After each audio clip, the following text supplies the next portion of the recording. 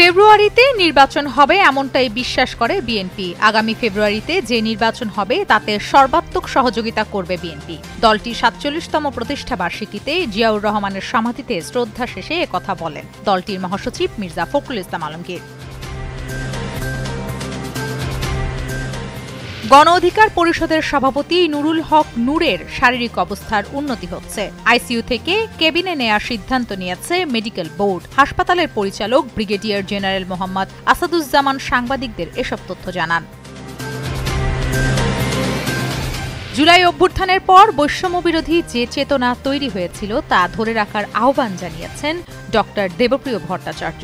গুলশানে বাংলাদেশ রিফর্ম ওয়াচের আনুষ্ঠানিক সূচনা অনুষ্ঠানে তিনি এসব কথা বলেন।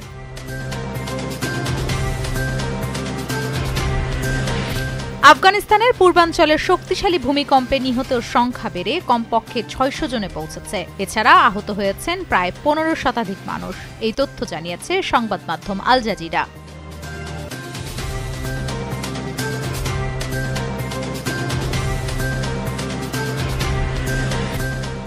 ইংলিশ প্রিমিয়ার লিগের হাই ভোল্টেজ ম্যাচে আর্সেনালকে ১-০ গোলে হারিয়ে লিগ টেবিলের শীর্ষে উঠেছে লিভারপুল। দারুণ এক ফ্রি কিকে ম্যাচ ব্যবধান গড়ে দেন ডমিনিক সোবোসলাইস।